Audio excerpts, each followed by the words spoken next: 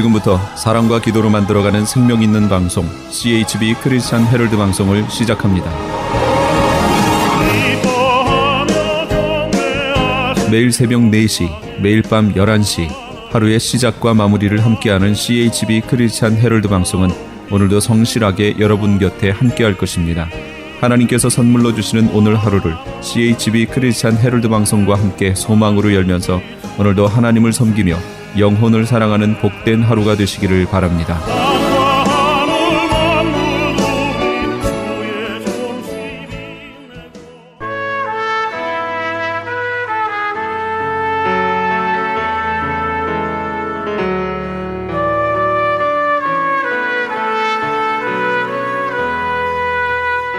영혼의 쉼터.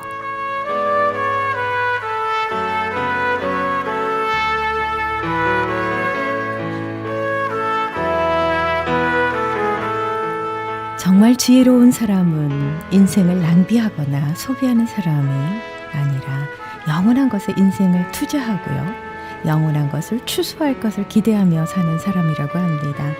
세상이 우리를 순간적인 것으로 유혹한다 하더라도 영원한 세계를 바라보며 살아가시는 저와 여러분 되시길 바랍니다.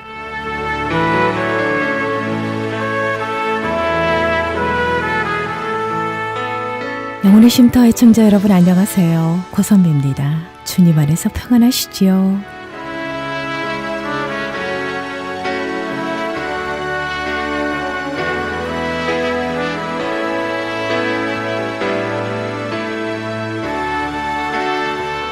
우리 주님께서는 오늘 이 시간도 저와 여러분과 함께 하시는 줄로 믿습니다. 주님 바라보면서요, 항상 기쁨과 감사와 행복으로 머리부터 발끝까지 흘러넘치시기를 바랍니다.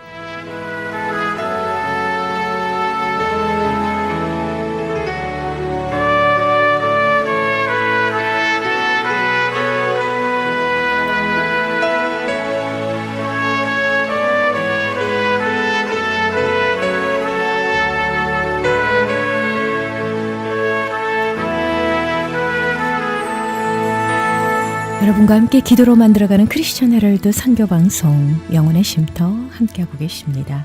이 시간 영혼의 쉼터는 저희 크리스천 헤럴드 웹사이트 CHTV1888.org CH라디오를 통해 편안한 시간에 다시 들으실 수 있습니다.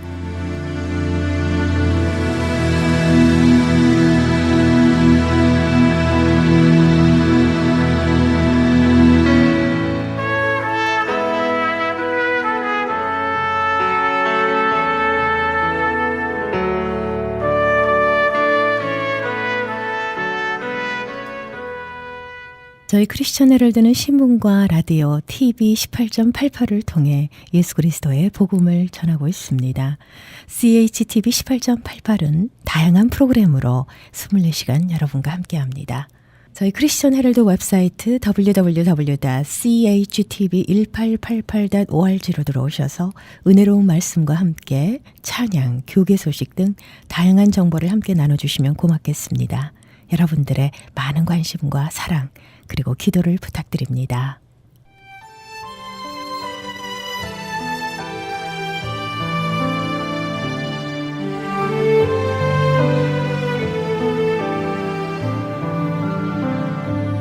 내가 천사의 말 한다 해도 내 맘에 사랑 없으면 내가 참 지식과 믿음이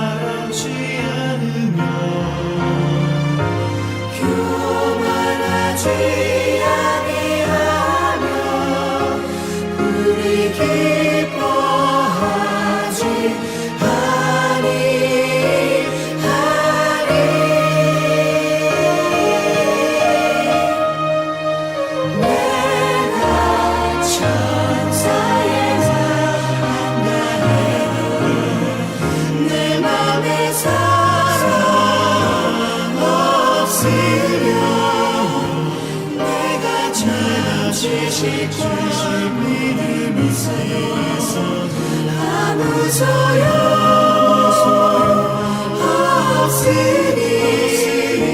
산으로 은혜로운 찬양 내가 천사의 말을 한다 해도 듣고 계십니다. 있는 모든 것 줄지라도 이 시간 영혼의 쉼터 귀한 말씀으로 은혜 주십니다.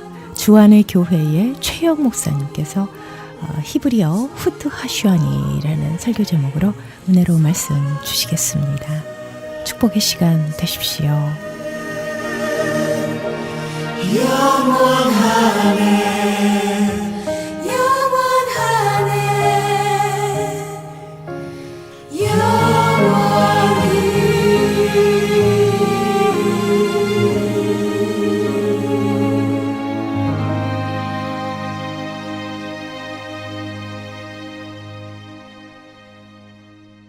후트 하샤니, 후트 하샤니. 한번 따라서 할까요? 후트 하샤니. 히브리 말이에요. 여러분 히브리어를 하는 거예요. 후트 하샤니. 하샤니, 이건 붉다라는 뜻이고요. 붉은. 그리고 후트라고 하는 말은 줄인데 어떤 줄을 말하냐면 굉장히 가는 줄이에요. 그래서 뭐 밧줄처럼 두껍고 이런 줄이 아니고 굉장히 약하고 가는 줄입니다. 후트 하샤니라는 것은 붉은 줄이긴 하지만 굉장히 가는 줄. 그래서 제목은 붉은 줄이에요. 가는 붉은 줄. 이게 바로 후트 하샤니예요. 자, 라합이라고 하는 여인이 있었습니다. 이 라합이라고 하는 여인은 기생이에요. 히브리 말로 자니라는 단어인데 이 말은 창녀라는 단어입니다. 창녀, 매춘부, 몸 파는 여자 이런 뜻이에요. 그래서 이 라합의 직업은 창녀예요. 창녀, 몸 파는 여자예요. 기생. 참 오늘은 제가 모든 포커스를 이 라합이 어떻게 복음을 받아들이고 믿음의 본질은 뭐고 이런 얘기를 안 해요. 오늘은 그냥 이 붉은 줄이라고 하는 후트 하샤니에 대한 얘기만 제가 이렇게 초점을 맞춰서 설교를 하게 됩니다. 이 여인이 복음을 들을 수 있었던 것은 이 여인이 술 팔고 몸 파는 여자이기 때문에 기생이니까 많은 사람들이 거기를 왔다 갔다 해요. 그러면서 무슨 소문을 들었냐면 그 성경을 보면 소문을 들어요. 여호수아 2장 9절 10절 쪽에 나오는데요. 소문 들었어요. 그게 뭐냐면 애굽의 노예로 있다가 출애굽을 했는데 노예가 자유인이 됐을 뿐만 아니라 홍해가 마른 땅으로 만들어서 건넜다는 소문을 들어요. 얼마나 대단해요. 홍해가 마른 땅이 되어서 하나님이 야훼라고 하는 신이 자기 백성을 인도했다는 걸 들었어요. 그리고 그 홍해에서 수많은 애굽의 군사들이 수장되어서 죽었다라는 겁니다. 그 소문을 들었어요. 그 소문. 자, 그런데 이 라합이 스토리는 이래요. 하나님께서 이 가나안 땅을 정복하기로 했는데 그 첫 성이 여리고성이에요. 이 여리고성에 정탐꾼이 둘이 들어옵니다. 정탐꾼이 들어왔는데 이 정탐꾼을 라합이라고 하는 여자가 숨겨줘요. 목숨을 걸고 숨겨주고 또 나중에 도망갈 수 있도록 밧줄을 내려서 도망을 가게 해줘요. 그 조건으로 여호수아 2장 12절에 보면 뭐가 나오냐면 이 라합이라는 여자가 이 정탐꾼들에게 나에게 표를 달라 그래요. 증표. 너희가 이 땅을 하나님의 심판으로 인해서 이 땅을 다 정복할 때 완전히 멸절시킬 때 나를 살려준다는 보장이 없지 않느냐. 뭘 증표로 줄래? 표를 달라고 얘기해요. 그때 정탐꾼이 준 표가 오늘이 본문이에요. 표가 뭐냐면 그냥 붉은색 줄을 내려라. 붉은색 줄을 우리 눈에 보이게만 매달아 놔라. 이것이 바로 표예요. 자, 오늘 본문은 이게 서론이에요. 자, 그런데 왜 정탐꾼은 그 많은 표를 줄 때에 여러분 귀중한 걸수록 표를 더 진지하게 돼요. 돈이면 보증을 위해서 뭐 글을 쓰기도 하고요. 나중에 사인도 하고 지장도 찍고 왜냐하면 증거를 남겨야 되니까. 근데 생명을 담보로 한 표가 뭐냐면 붉은색 줄을 내려라. 이것밖에 없는 거예요.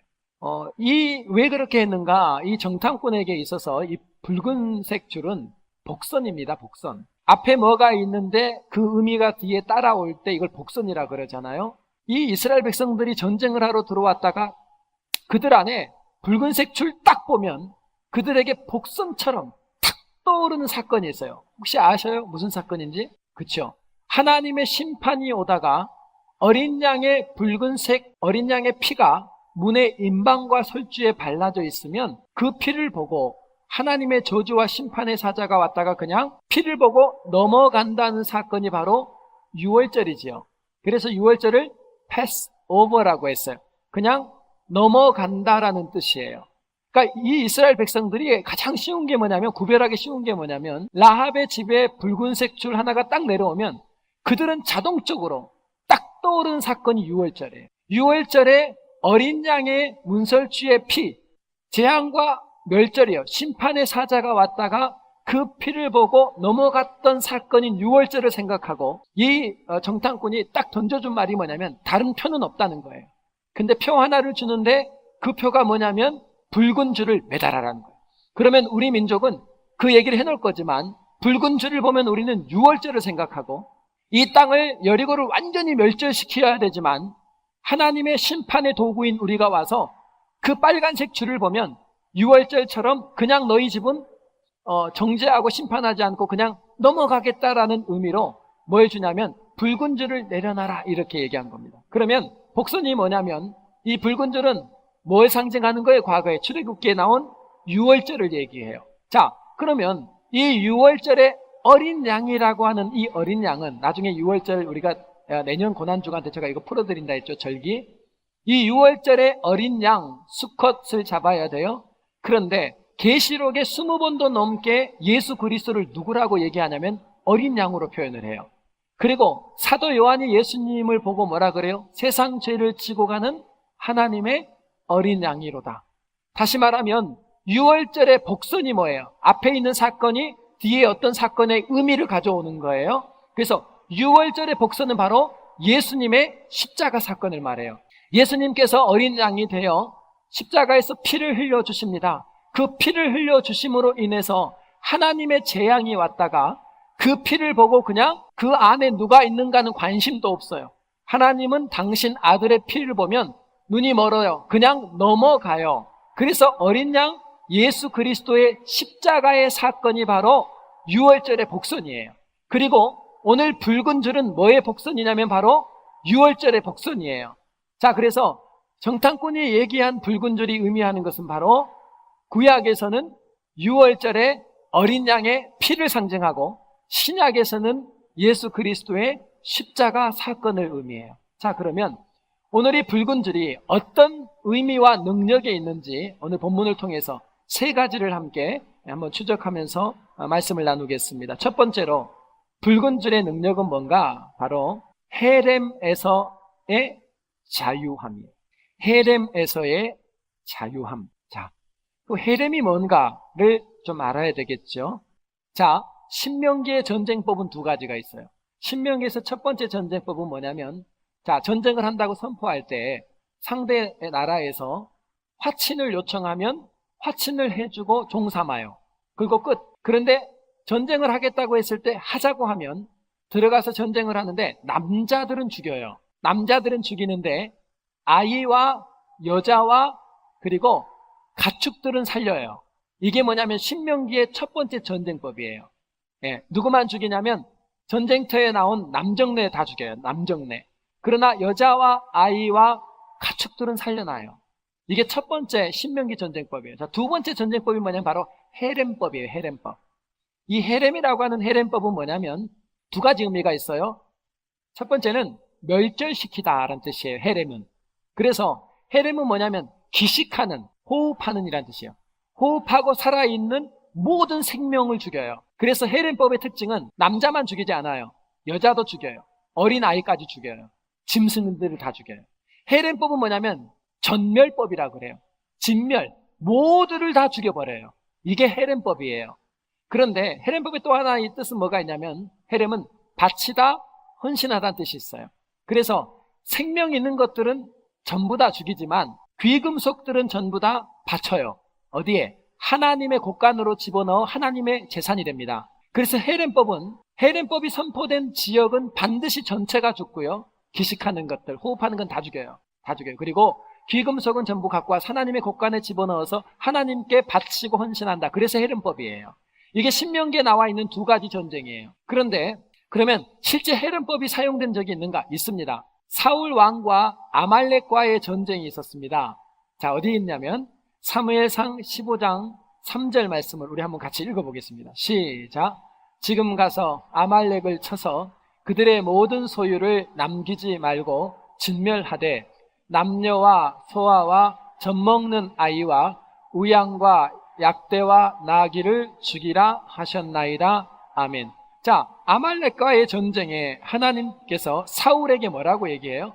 어떻게 해요? 모든 소유 남기면 안 돼요. 자, 진멸하되 뭐라고 그래요? 남자와 여자뿐만 아니라 누구도요? 소아와 젖먹는 아이까지 죽여라 그래요. 그 다음에는 뭐라 그래요? 살아있는 기식하는 짐승들을 다 얘기해요. 우양과 약대와 나귀까지. 그러니까 기식하는 모든, 호흡이 있는 모든 생명체는 어떻게 하라는 거예요? 죽이라. 이거는 무슨 법이라고요? 전쟁에? 헤렘법이에요. 헤렘법. 아말렉이 상징하는 게 뭐냐면 아말렉은 사단을 상징합니다. 그래서 이 아말렉을 완전히 멸절시키는 헤렘법을 사울 왕한테 요청했어요. 자, 그 결과가 뭘까요? 그렇게 했는데 사무엘상 15장 8절에 사울 왕이 헤렘법을 어떻게 했는가 볼까요? 한번 읽어봅시다. 시작. 아말렉 사람의 왕 아각을 사로잡고 칼날로 그 모든 백성을 진멸하되. 자, 보세요. 다 죽여라 그랬는데 누구를 살렸어요? 아말렉 왕인 아각을 살렸죠. 자, 9절 말씀을 한번 봅시다. 사울이 어떻게 했는가? 시작.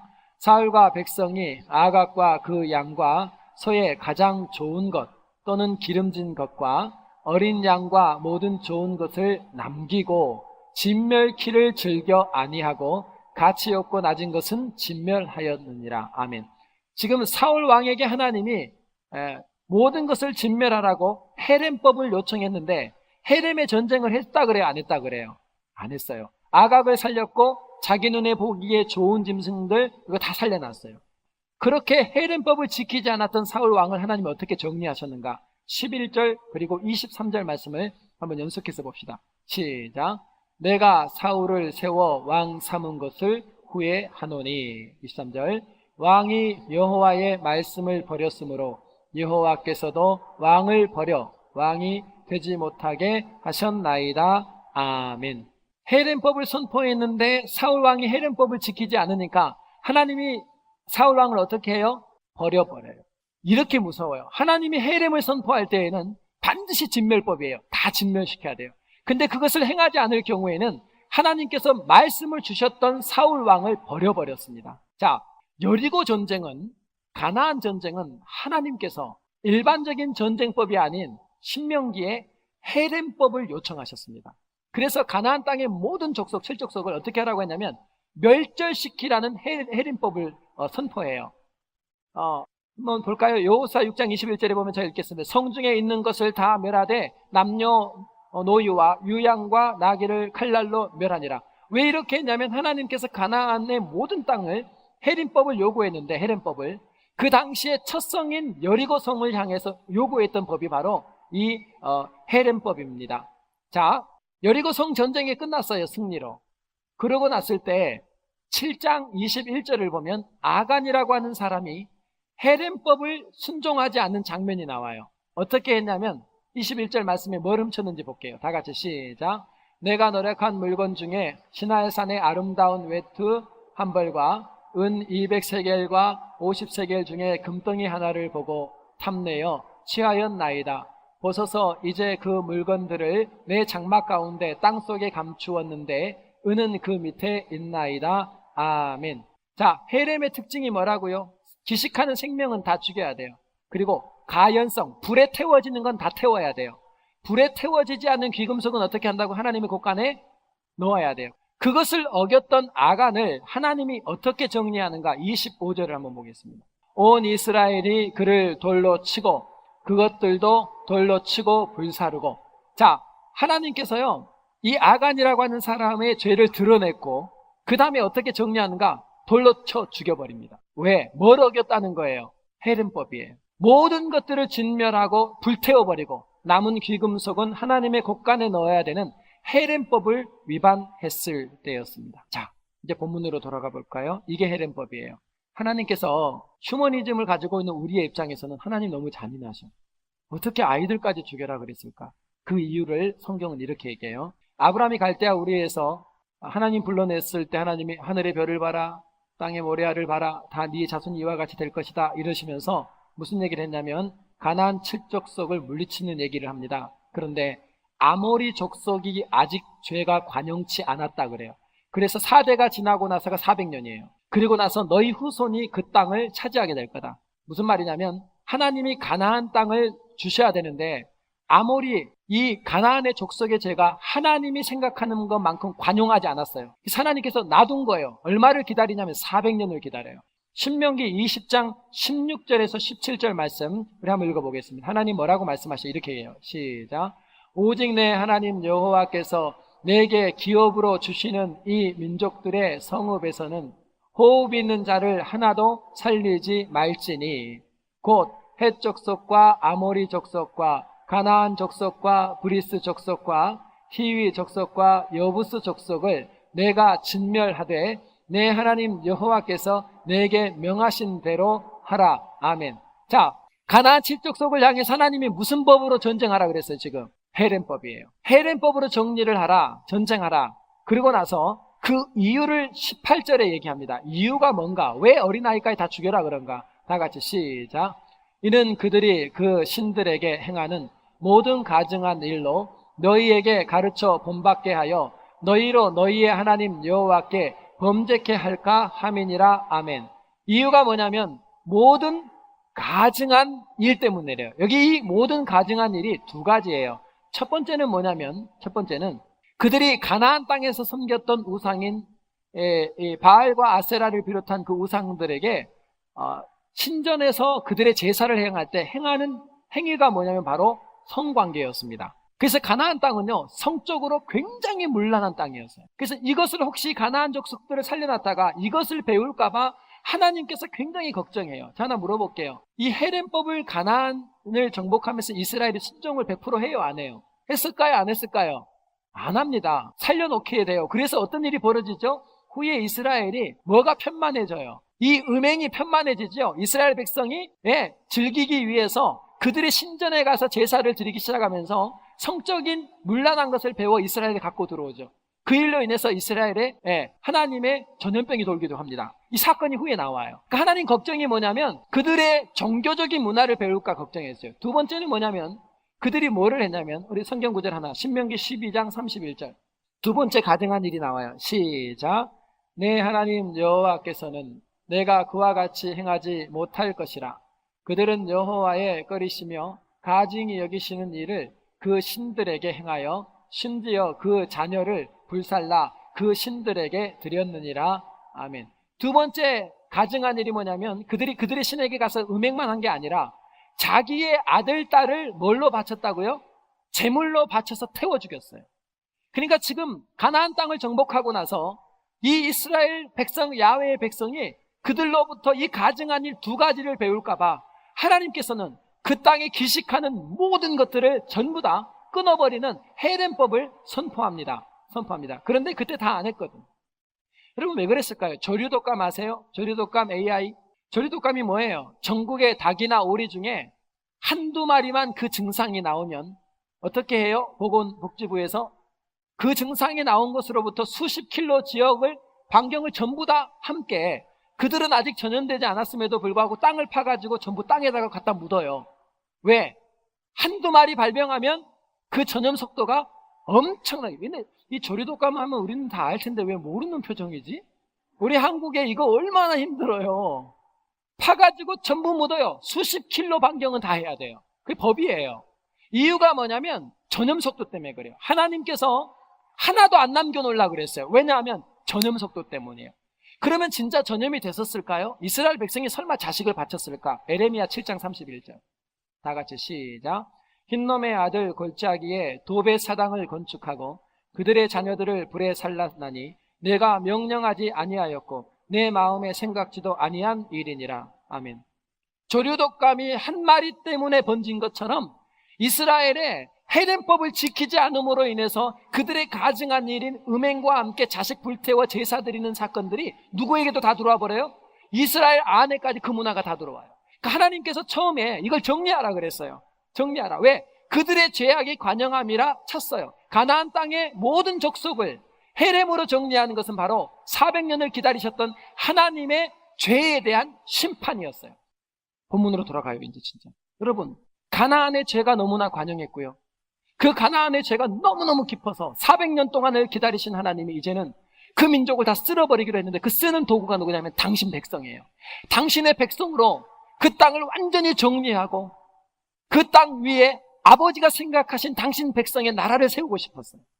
그래서 헤렘을 선포했습니다. 그 첫 성이 어느 성이에요? 오늘 본문에 나오는 여리고예요. 가나안의 죄가 관영했는데 그 죄의 가장 가증한 죄의 한가운데 한복판의 자리에 누가 있었냐면 바로 자나라고 하는 창녀, 음행의 모든 본거지인 창녀인 바로 라합이 이 가나안 땅의 죄악에 관영된 자리에 한복판에 있었습니다. 그러면 하나님의 헤렘의 법이 이제 첫 성인 여리고로부터 집행이 됩니다. 집행이 되기 시작합니다. 이스라엘 백성들이 들어가서 모든 백성들을 다 헤렘법으로 정리하고, 이것은 하나님의 심판이에요. 누구도 살아나가서는 안 돼요. 그런데 오늘 본문에 무슨 얘기를 해요? 히브리서 11장 31절에 이런 말이 나와요. 믿음으로 기생 라합은 정탐꾼을 평안히 영접하였으므로 순종치 아니한 자와 함께 멸망치 아니하였도다. 라합은 헤렘이 선포된 첫 성인 여리고에서 살았어요, 죽었어요? 살아났어요. 헤렘은 기식하는 모든 걸 죽여야 헤렘이에요. 그런데 헤렘을 선포했는데 헤렘에서 자유했던 한 여인과 가족이 나와요. 그 이유가 뭐냐면 그 죄의, 가나안의 죄의 한복판에 가장자리에 있던 여인인데도 불구하고 하나님께서 그 땅을 헤렘으로 저주하고 진멸하고 심판할 때에 뭐 때문에요? 붉은 줄 하나 때문이라는 거예요.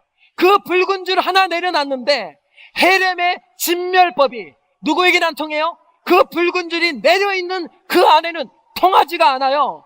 그 안에 라합이 얼마나 의롭게 살았냐, 얼마나 거룩하게 살았냐, 얼마나 선을 행하며 살았고 얼마나 도덕적이고 윤리적으로 사냐 안 봐요. 그가 가나안 땅에서 얼마나 죄가 관영된 한복판에서 얼마나 많은 죄를 지었냐, 얼마나 부도덕했는가, 얼마나 비상식적이고 비인간적으로 살았는가 아무것도 안 봐요. 그냥 뭘 보냐면 6월절의 어린 양, 그 보혈의 피가 묻어있는 붉은 줄 하나 때문에 헤렘법인 하나님의 전쟁법이 통하지 않게 됩니다. 바로 붉은 줄 예수 그리스도의 십자가의 보혈은 하나님의 저주와 심판의 모든 대상으로부터, 헤렘으로부터 유일하게 자유케 하는 능력이 됨을 믿으시기 바랍니다. 이 얘기를 지금 하고 싶은 거예요. 하나님이 여호수아의 이 라합의 사건을 통해 이 붉은 줄을 내려라, 이 사건 안에 예수님, 하나님이 그토록 자랑하고 싶은 게 아들의 피의 능력이에요. 당신 아들이 이 땅에 와 피 흘려 죽어주셨는데 내가 어떻게 살았냐? 하나님 관심을 안 가져요. 뭐만 보냐면 아들의 피를 보면 눈이 머신 하나님이 붉은 줄 하나 내려놨는데 헤렘법이 통하지 않아요. 헤렘법에서 무조건 자유할 수 있는 유일한 방법은 붉은 줄을 내려놓으면 그 안에 어떤 인생, 어떤 삶을 살았건 그들의 삶의 과정이 중요한 게 아니라 그 붉은 줄을 내려놓으면 구원받는다는, 헤렘법으로부터 자유한다는 그 말씀을 믿고 붉은 줄 내려놓을 때 예수의 어린 양의 피가 헤렘의 저주로부터 자유케 됨을 믿으시기 바랍니다. 이게 복음이에요. 하나님이 이 얘기를 하고 싶은 거예요. 이 여호수아에 정복되는 이 어마어마한 진멸 전쟁 앞에 첫 성에서 구원받았던, 헤렘으로부터 자유했던 이 한 여인과 가족을 통해 앞으로 닥치게 될 인류의 어마어마한 붉은 줄이 있다는 거예요. 복선이에요. 그 붉은 줄, 신약에 오실 예수 그리스도, 그 어린 양이 십자가에 죽으심에 흘렸던 그 붉은 줄, 그 십자가의 보혈로 인해서, 그 십자가의 보혈이 우리 죄를 사하고 모든 하나님의 심판과 저주를 받을 수밖에 없는 가나안의 한복판에 있는 라합처럼 우리도 그 한복판 죄 가운데 있었을지라도 그 예수의 보혈 하나를 바라보며 우리를 모든 심판으로부터 자유케 하실 복선, 십자가의 놀라운 능력을 구약에서 선포하고 있어요. 이게 기독교예요. 두 번째로 후투하샤니. 여러분 어떻게 들을지 모르지만 저는 오늘 너무나 감사해요. 하나님이 제일 좋아하는 설교, 아들 자랑, 십자가 얘기, 이것처럼 하나님이 좋아하시는 설교는 없어요. 두 번째, 후투하샤니라고 하는 능력은 바로 보호의 능력이에요. 보호의 능력이. 성서고고학자의 대가인 브라이언트 우드라고 하는 박사가 있습니다. 이분은 당신의 논문에서 100년이 넘는 동안 유적을 발굴하면서 보고서를 만들었거든요. 이 사람이 이런 얘기를 해요. 여리고는 성벽이 하나가 아니었답니다. 두 개였다. 외벽과 내벽이 있었다. 외벽은 5m 높이를 먼저 쌓아놓은 곳에다가 7m 높이를 지었어요. 그럼 총 몇 m예요? 외벽의 높이. 그러니까 5m 높이에다가 7m를 쌓았다고요. 그럼 총 몇 m예요? 12m. 그러니까 외벽만 12m예요. 내벽은요 14m 높이예요. 그러니까 얼마나 높은 곳에서 쌓는지 몰라요. 그런데 이 외벽과 내벽 사이에 이 두께가 어느 정도 된다고 얘기하냐면 마차 2대가 지나갈 정도로 그렇게 두꺼운 거예요. 외벽과 내벽이 있어서 이 학자가 무슨 얘기를 하냐면 브라이언트 우드라는 박사가 당시에는 그게 너무너무 견고하고 넓었기 때문에 외벽과 내벽 사이에 나무를 댔대요. 나무를 대고 그 위에 집을 짓고 살았대요. 또 이 여리고 사람들이. 그런데 이스라엘 백성들이 여리고성을 점령하기 위해서 하루에 몇 바퀴씩 돌았죠. 처음에는 하루에 몇 바퀴? 한 바퀴. 그러다가 마지막 7일째 될 때는 몇 바퀴를 돌았어요? 7바퀴. 저는 질문할 때 항상 답을 알려드리고 질문한다. 왜냐하면요, 질문을 했는데 오래 다니신 분만 자꾸 대답을 하면 이제 오신 분들이 자꾸 주눅드니까 질문도 답을 할 수 있는 것만 하는 거예요. 그냥. 마지막 7바퀴를 돌고 나서 나팔 소리가 불 때 어떻게 했어요? 이스라엘 백성들이 와 하고 소리를 함성을 질렀죠. 그때 여리고성이 와르르 무너졌어요? 안 무너졌어요? 무너졌습니까? 정말 무너졌습니까? 봅시다. 여호수아 6장 20절. 보자 그러니까 약간 좀 긴장되죠? 자, 같이 이에 백성은 시작. 이에 백성은 외치고 제사장들은 나팔을 불매 백성이 나팔 소리를 듣는 동시에 크게 소리 질러 외치니 성벽이 무너져 내린지라. 백성이 각기 앞으로 나아가 성에 들어가서 그 성을 취하고. 아멘. 맞네요. 무너졌네요. 7바퀴 돌고 나팔 소리와 함께 함성을 질렀을 때 성벽이 와르르 무너졌다고 성경이 얘기하고 있습니다. 그럼 질문. 성벽이 와르르 무너졌는데 라합의 집은 어디에 있었어요? 참이젠 곤란한 질문을 계속하죠. 여호수아 2장 15절에 라합의 집의 위치가 나와요. 한번 볼까요? 다 같이 시작. 라합이 그들을 창에서 줄로 달아내리우니 그 집이 성벽 위에 있으므로 그가 성벽 위에 거하였음이니라. 아멘.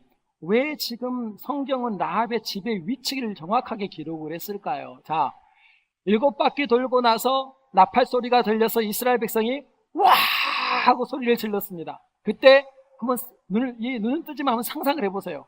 그 큰 성벽이 무너질 때 얼마나 많은 소리와 큰 괴음과 함께 연기가 얼마나 많이 그 먼지가 올라왔겠어요.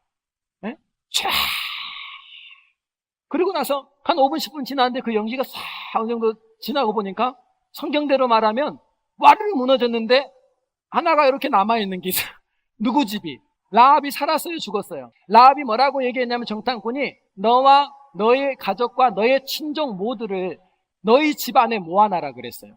밖으로 나가면 그 피는 우리에게 돌아오지 않을 거지만 너희가 이 안에 머물러 있을 때 붉은 줄이 있는 이 집 안에 머물러 있어서 만약에 한 사람이라도 피를 흘린다면 그 책임은 누구 머리로?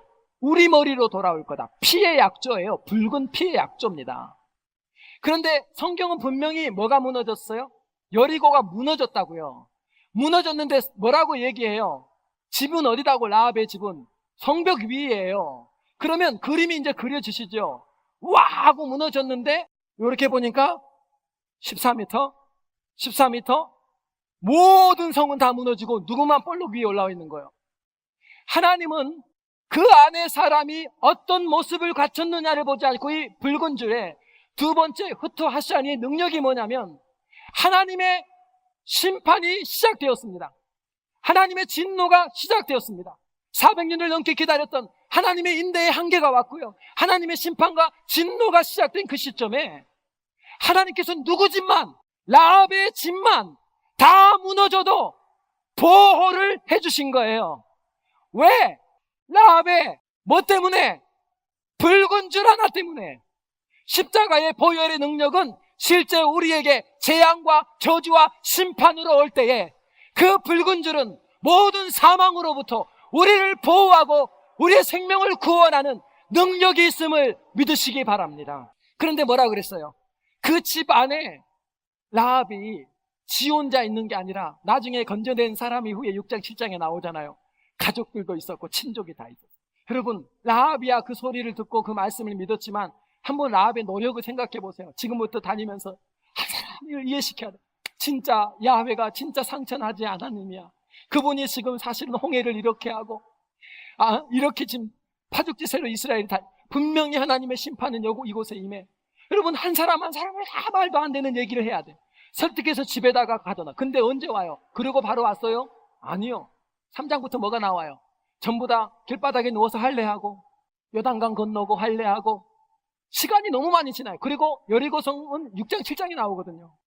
그 시간 동안 가족들을 다 모았어요. 근데 정말 하나님 이스라엘이 오더니 한 바퀴 돌고 그냥 가. 아무 일이 안 일어나. 둘째 날도 한 바퀴 돌고 그냥 가. 말도 안 해. 버버리 민족인 줄 알았어. 계속 돌아. 말을 안 해. 마지막 날 함성을 지릅니다. 모든 것이 무너집니다. 그런데 하나님은 그날 모여있던 그 가족들의 지난날의 과거의 죄와 허물과 비윤리적이고 비도덕적인 것들을 지적해요, 안 해요? 아무 얘기를 안 해요. 그 저주, 죄 때문에 심판을 하면서도 그들의 죄를 묻지를 않아요. 그들의 허물을 지적하지를 않아요. 아무것도 묻지 않아요. 뭐 하나만 봐요? 붉은 줄 하나만 보고 그들의 생명을 심판과 저주에서 구원하시더라. 그래서 이것은 뭐와 같냐면요, 출애굽기 12장 13절을 한번 보면요, 너희를 위하여 표적이 될지라 내가 피를 볼 때에 너희를 넘어가리니 재앙이 너희에게 내려 멸하지 아니하리라. 아멘. 너희를 위하여 표적이 되리니. 자, 이 표적과 아까 라합이 뭘 달라 그랬어요? 2장 12절에 표를 달라 그랬어요. 이 표에 표를 달라고 그랬어요. 표를 달라고. 근데 그 당시 어떻게 해요? 6월절에 임방과 설주에 어린 양의 피를 바르고 났을 때 그 문 안에 들어가 있던 사람의 종류를 성경에 뭐라 그랬어요? 이스라엘 백성들만 있었어요? 잡다한 민족이 들어있었다. 그 안에는 애굽 사람도 있었고 다른 민족 사람들도 함께 있었어요. 자, 하나님이 찾아오십니다. 너는 내 자식이 아니네 묻지를 않고, 재앙의 사자가 와서 뭔만 봐요? 어린 양의 피만 보고 그 안에 있는 사람들의 조건을 묻지도 않고 과거를 묻지도 않고 죄를 지적하지도 않고 그냥 어린 양의 피를 보면 그 재앙과 심판으로부터 보호를 받는 게 유월절이었어요. 지금 그 유월절에 대한 복선이에요. 오늘 이 사건에 하나님 무슨 말씀을 하고 계시냐면, 내가 너희의 죄를 물으러 온다는 거예요. 가나안 땅. 그 한복판에 있는 그 여인에게 오는데 그 여인에게 아무것도 묻지 않고 그 가족들의 지난날의 허물과 죄를 묻지도 않고 그냥 하나, 붉은 줄 하나 내려놓은 그 십자가의 어린 양의 보혈 하나를 보고 너희의 모든 죄를 속한 거예요. 너희를 이 죽음에서 생명으로 구원한 거예요. 자, 왜 하나님은 정탐꾼을 보냈을까요? 왜 정탐꾼을 보내는 걸 허락했을까요? 질문. 이 전쟁은 누가 계획했어요? 이 전쟁의 전략과 전술은 누가 준 거예요? 그리고 이 전략과 전술이 힘있게 능력있게 파워가 나가도록 역사하신 분도 누구예요? 그러면 전쟁은 처음부터 누가 하기로 다 작정돼 있었어요? 그런데 왜 정탐꾼을 보내냐고요? 여러분, 여호수아가 정탐꾼을 보낸 때는 그 이유가 있겠죠. 가서 분위기 좀 파악하고 오라고? 그럴 수 있겠죠. 그런데 하나님의 의도는, 여러분, 정탐꾼을 보낸 것은 군사적 목적이 아니에요.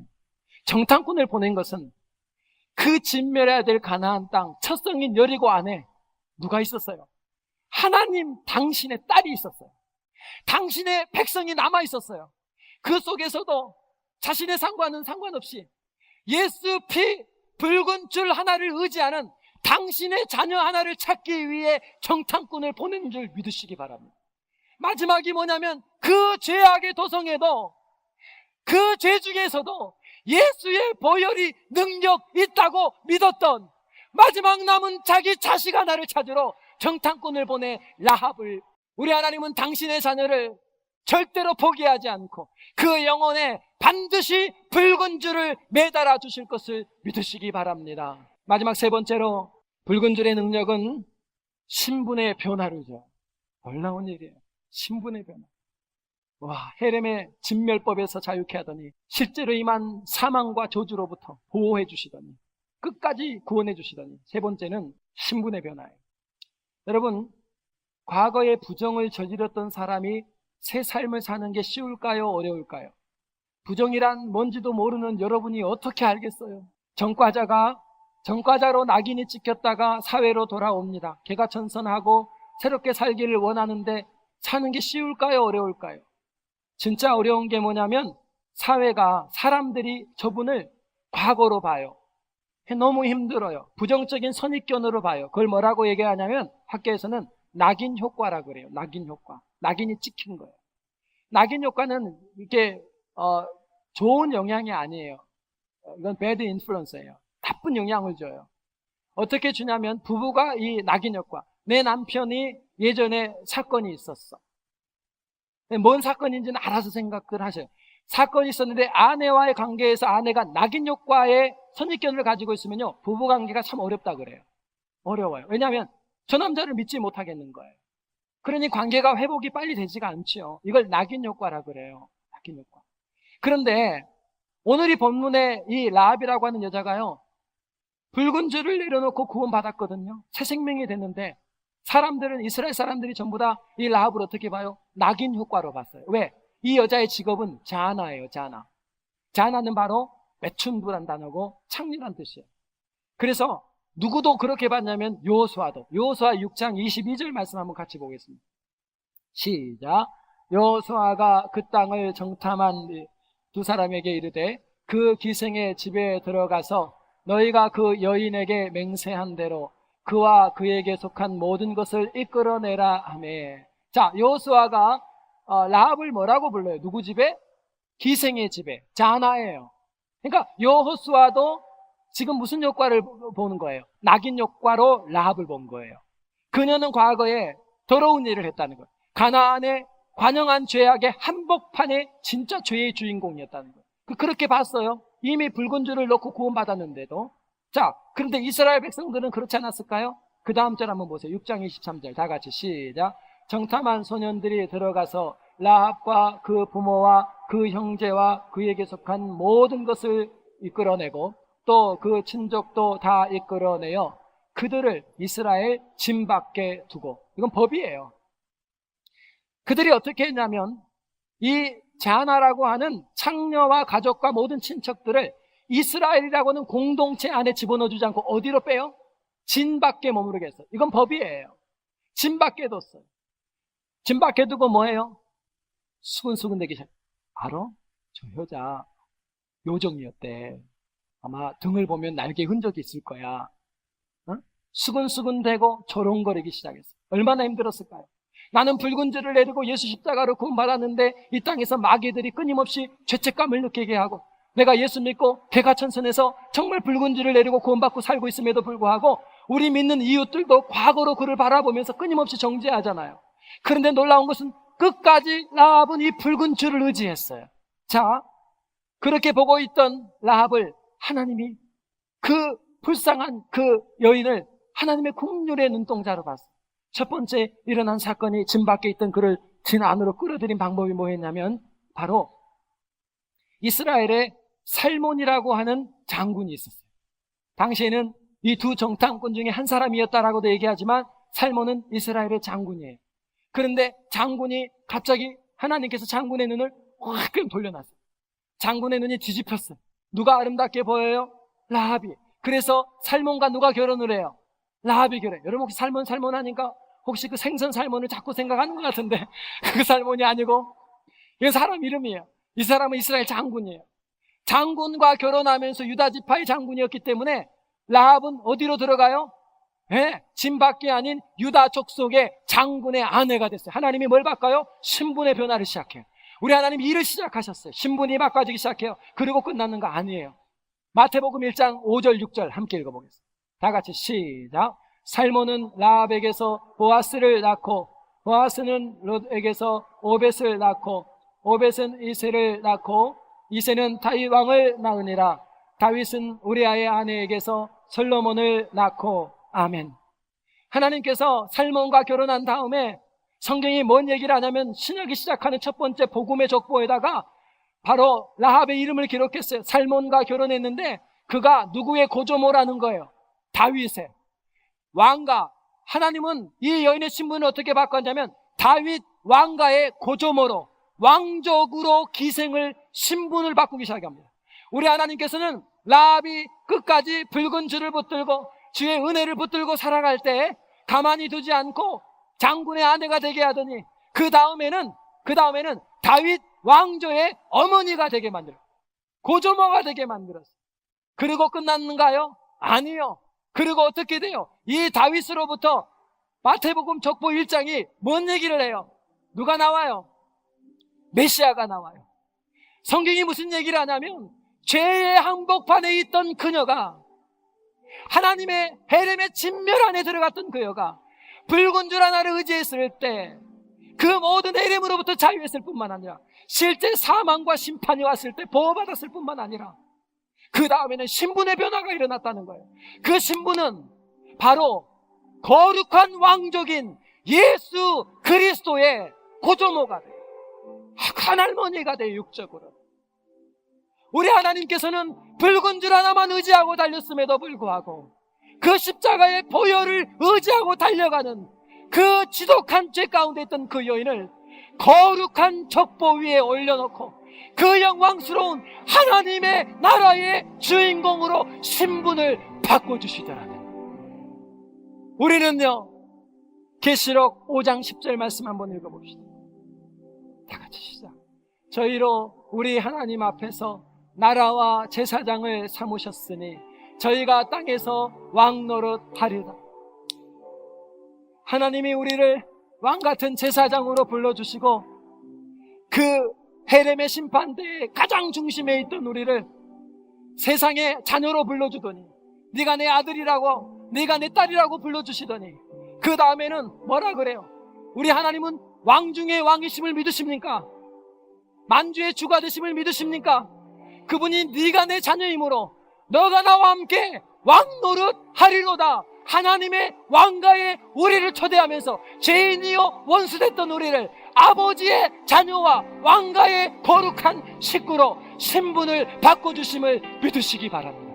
이 모든 은혜가 바로 붉은 줄, 그 어린 양 예수 그리스도의 십자가의 보혈의 능력임을 믿으시기 바랍니다. 이 보혈의 능력으로 우리의 남은 생애 동안 사단을 결박하고 승리할 뿐만 아니라 하나님의 모든 심판으로부터 구속받고 영원한 하늘나라의 신분으로 날마다 승리하는 성숙한 성도 되시기를 주님의 이름으로 축원합니다.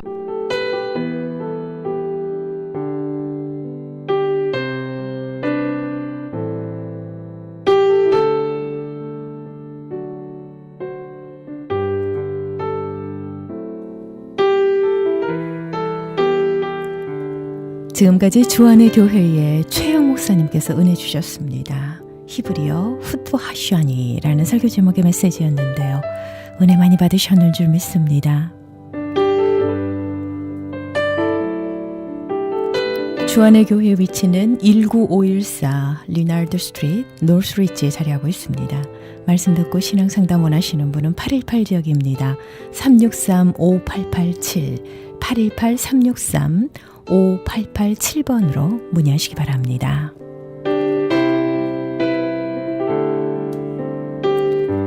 여러분께서는 저희 크리스천 헤럴드에서 보내드리는 선교방송 영혼의 쉼터 함께하고 계십니다.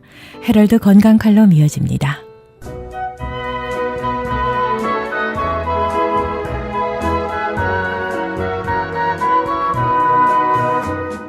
안녕하세요. 건강 칼럼 40번째 시간입니다. 옛날에 어떤 제자가 스승에게 스승님 인생이 무엇입니까? 라고 물었더니 스승이 말하시기를 인생이란 사막에 어떤 사람이 식인 코끼리에 쫓기어 도망가다가 우물을 만나서 두레박줄을 타고 내려가다가 아래를 보니까 수많은 독사들이 입을 벌리고 있어서 내려가지 못하고 식인 코끼리 때문에 올라가지도 못한 채 매달려 있는데 위쪽에서 검은 쥐, 하얀 쥐가 매달려 있는 줄을 갉아먹고 있는 절박한 상황에서 배가 고파서 눈을 들어보니 벌꿀이 있길래 손으로 찍어 먹으면서 달다 라고 하는 것이 인생이다 라고 했답니다. 식인 코끼리는 시간이고 검은 쥐, 하얀 쥐는 밤과 낮이며 두레박줄은 인생의 줄이며 벌꿀은 세상의 즐거움이라고 합니다. 이렇게 어디로 가는지도 모르고 벌꿀만을 즐기는 사람도 있지만 반대로 한국인들에게만 많이 발견되는 화병 또는 우라병이라고 하는 질환으로 고통 중에 인생을 보내는 사람들도 있습니다. 화병은 주로 마음이 원인이 되어서 오는 것으로 외부로부터 받는 충격을 풀어버려야 하는데 이것을 해결하지 못하여 가슴에 쌓여서 화병으로 변합니다. 남편과 시부모님과의 갈등, 직장의 갈등, 가난, 사회적 소외감 등이 지속적인 스트레스로 이어지거나 자녀나 가족을 잃게 되는 큰 충격을 받았거나 억울한 감정을 제대로 발산하지 못하고 억제하는 가운데서 일어나는 신경성적인 우라병을 화병이라고 합니다. 증상을 보면 항상 피곤하다, 가슴이 두근거린다, 머리가 아프다, 얼굴이 화끈 달아오른다, 잠이 잘 안 온다, 깜짝깜짝 잘 놀란다, 만사가 귀찮다, 눈이 침침하고 쉬 피로하다, 속이 메스껍다, 불안하다, 어지럽다, 얼굴이 붓는다 등으로 시작하여 호흡 및 심장, 혈관, 소화기 등의 질병으로 정신적인 증상이 큰 질병을 일으킵니다. 합병증으로 정신병 질환, 두통, 불면증, 가슴의 흉통, 불안증, 비만증, 혈압과 당뇨 수치가 올라가는 등의 증세와 가슴앓이라고 부르는 담석증, 정신착랑증, 협심증, 심근경색, 중풍 등의 증세로 변할 수 있습니다. 화병의 치료법은 가슴에 화가 쌓이게 된 원인을 제거하는 것이 가장 중요하지만 현실적으로는 쉽지는 않습니다. 도움이 되는 식물로는 당귀차, 청궁차, 대추차, 인삼차, 항부자차, 생강차, 산수유차, 구기자차, 오이즙, 보리차, 옥수수 수염차, 녹차, 칡차, 오미자차, 모가차, 감잎차, 오가피차가 있습니다. 이런 차들을 마셔보아도 협심증 등 화병의 증세가 있다면 성경 말씀을 잠시 살펴보신 후에 그 해결 방법을 말씀드리겠습니다. 시편은 다윗 왕과 모세, 솔로몬과 다윗 시대의 찬양대 대장 아삽 등이 하나님께 영감을 받아서 기록하였습니다. 이 사람들은 모두가 예수님 탄생보다 훨씬 전 사람들입니다. 시편 2편 어찌하여 열방이 분노하며 민족들이 허사를 경영하는고 세상의 군왕들이 나서며 관원들이 서로 꾀하여 여호와와 그 기름 받은 자를 대적하며 우리가 그 맨 것을 끊고 그 결박을 벗어버리자 하도다. 하늘에 계신 자가 웃으시며 주께서 저희를 비웃으시리로다. 그때 분을 바라며 진노하사 저희를 놀래어 이르시기를 내가 나의 왕을 내 거룩한 산 시온에 세웠다 하시리로다. 내가 영을 정하노라. 여호와께서 내게 이르시되 너는 내 아들이라. 오늘날 내가 너를 낳았도다. 내게 구하라. 내가 열방을 유업으로 주리니 네 소유가 땅끝까지 이르리로다. 네가 철장으로 저희를 깨트리며 질그릇같이 부수리라 하시도다. 그런즉 군왕들아 너희는 지혜를 얻으며 세상의 관원들아 교훈을 받을지어다. 여호와를 경외함으로 섬기고 떨며 즐거워할지어다. 그 아들에게 입맞추라. 그렇지 아니하면 진노하심으로 너희가 길에서 망하리니 그 진노가 급하심이라. 여호와를 의지하는 자는 다 복이 있도다. 7절은 히브리서 1장 5절에 너는 내 아들이라 라고 예수 그리스도를 아들로 다시 한번 선포하시고 12절에 나오는 길은 인생의 길이며 사는 동안 그 아들 예수 그리스도를 만나지 않으면 이미 심판의 길이 정해져 있다는 뜻입니다. 너희가 전심으로 나를 찾고 찾으면 나를 만나리라 하신 말씀처럼 성경책을 통하여 만나보시기를 축원드립니다. 그럼 우라병이라고 하는 화병의 치유 방법을 말씀드리겠습니다. 사람이 스트레스를 받으면 피가 갑자기 응고되는 현상으로 변하게 되면서 뒷목이 뻣뻣해집니다. 비만과 혈압, 당뇨, 중풍의 원인은 90% 이상이 화병에 의한 것입니다. 중간에 보리차와 녹차 등을 소개해드린 것처럼 좋은 흙에서 나온 식물성 미네랄을 드시면 바로 그날부터 힘이 생기게 되면서 화병에 의하여 생겼던 병들이 치유가 됩니다. 왜 그날부터 기운이 생기는 이유는 몸에서 피가 한 바퀴 순환되는 약 20분 동안에 어혈을 반복적으로 제거해주기 때문입니다. 무슨 병에 걸렸든지 큰 효과를 줄 수 있는 신비한 기적의 영양제 M3, 유태인 특수 영양제 M3를 권해드립니다. 무료 건강 상담과 기적의 영양제 M3에 관한 문의는 213-435-9600번 213-435-9600입니다. 감사합니다.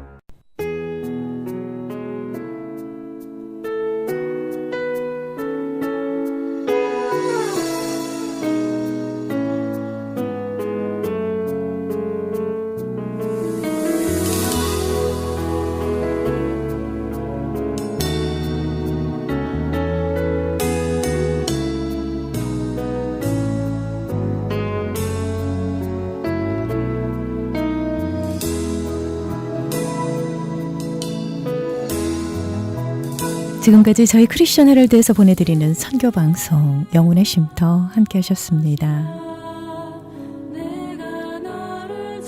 오늘도 우리 주님께서 귀한 말씀으로 은혜 주셨습니다.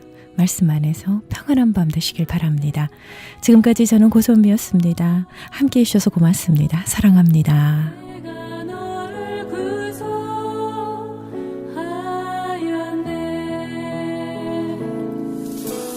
내 것이라 내가 너를 지명하여 불렀나니 너는 내 것이라 내가 너를 구속